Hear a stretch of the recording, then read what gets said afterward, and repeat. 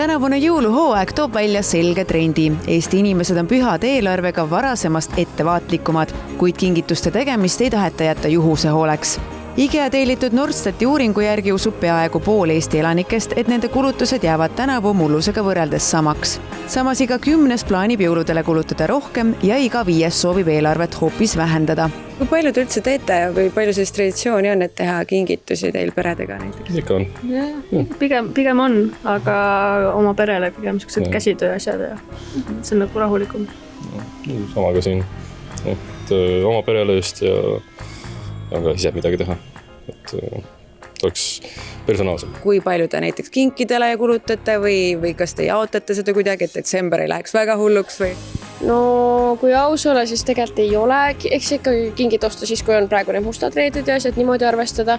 Aga sõpradega me oleme nüüd see aasta võib-olla teeme sellist, et mingi 10-20, et ei ole midagi hullu. Pigem ikka mingi listi mõtlen ennem välja ja siis, aga paljud ideed tulevad ka lihtsalt poes nagu ringi kõndides. Peamine on ikka perele ja siis oleneb aastast ka sõpradele ikka oma vahel väikses grupis. Kingitused ikka kõigile, aga teen ise ja kui puudu jääb sellest, siis lähen poodi, ostan.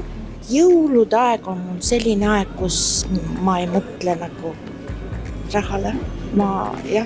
See on mul selline aeg. Jõuludel ei loe? Trend näitab, et ostuotsuseid tehakse rohkem ette ja raha kulutamist hajutatakse. Muu hulgas on aga eestlased valmis jõulukingitustele kulutama rohkem kui lõunanaabrid. Umbes 50% inimestest on valmis tegema jõulukingitusi 4-6 inimesele. Võiks öelda, et lausa septembri lõpust inimesed on juba hakanud planeerima, valima, mõtisklema ja arutama kodus, et mis võiks olla selle aasta plaanid. Et me näeme, et iga 4. inimene näiteks Nordstati uuringu järgi on valmis kulutama vähemalt 200 eurot kingile sellel aastal, mis on päris viisakas ja korralik summa ja see kingi planeerimine ja ostuotsuse tegemine tegelikult on, ma ütleks, et väga stressivabalt ilusti ajateljel laiali jaotatud, inimestel on aega ja nad teevad oma otsuseid rahulikult. Dirigendi ja suure jõulupühade austaja Veronika Portsmuti jaoks on praegune aeg ideaalne selleks, et kodupühade rüüsse sättida. Selleks pannakse üles jõulutuled ning välja küünlad ja jõulutähed. Kinkida eelistab ta elamusi ning need plaanid on tal samuti juba tehtud. Me oleme viimasel ajal teinud päris palju elamuskingitusi, et sellepärast, et asjade kogumine kuidagi on ennast ammendanud ja oleme koos käinud teatris ja reisidel, et arvatavasti sellel aastal ka tulevad sarnased kingitused, et veel ei ole jõudnud küll selles osas jõulustressi tulla. Kas teete ka mingi eelarve, et kogu sellel jõulukuul kuidagi ikkagi nagu pinnale jäädest? Me kõik teame, et see detsember võib päris selline suure ampsu võtta palgatšekist.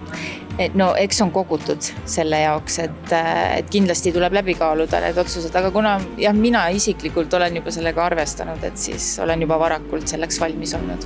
IKEA Eesti turu juhi sõnul on majanduslikult keeruline aeg muutnud nii palju, et tänavu on eestlased oma kodude hubasemaks muutmisega rohkem tegelenud. Võib arvata, et sel aastal veedetakse pühade aega rohkem kodustes tingimustes kui suurte pidude ja restorani külastustega.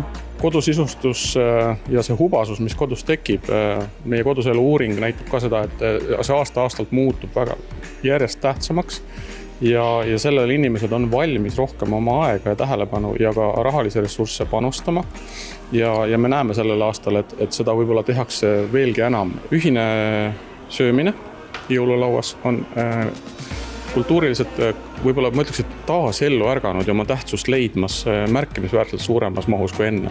Kuigi kinkide ostmine ja pühade kulud on jätkuvalt üks peamisi stressiallikaid, siis võrreldes mullusega on pinge mõnevõrra taandunud. Sel aastal tunneb jõulukulude pärast stressi 29% inimestest, mullu aga 36%.